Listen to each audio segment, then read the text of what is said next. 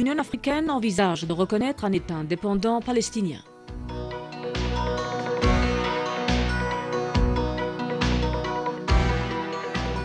Il arrive rarement à l'histoire d'avoir des tressautements de conscience, et quand cela arrive, c'est toujours une bénédiction.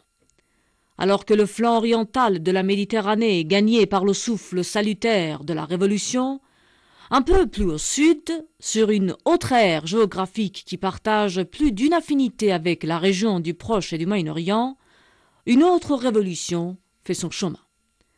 L'Afrique noire s'apprête à reconnaître un État indépendant palestinien dans ses frontières d'avant l'occupation honteuse de 1967.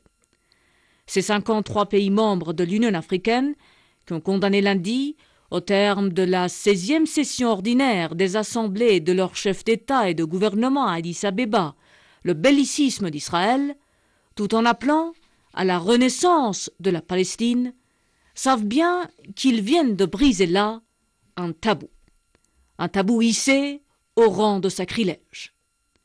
Ce sacrilège, les latino-américains ont eu déjà le courage de le commettre au nom du respect de la liberté, de l'humanité, de l'éthique et de l'entraide.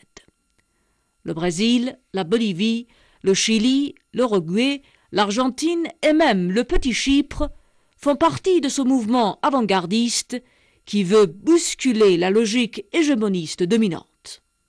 Une logique qui tolère qu'un régime, drapé dans le laxisme douillet de ses accointances pro-occidentales, institutionnalise la sauvagerie, se moque des droits de l'homme, du droit international, de tout ce qui relève de l'acquis du monde moderne. Mais que cette lame salvatrice, venue de l'Amérique, vienne déferler sur l'Afrique, et pourquoi pas de là vers l'Europe, il y a là le signe avant-coureur qui promet l'émergence d'un ordre nouveau. Au Proche-Orient, les dictatures s'écroulent les unes après les autres, emportant avec elles les résidus de ce que fut dans le temps la néfaste entreprise colonialiste. Et s'il y a une seule contrée au monde que cet événement devra réjouir, c'est bien l'Afrique. Une Afrique fidèlement pro-palestinienne, courageusement antisioniste.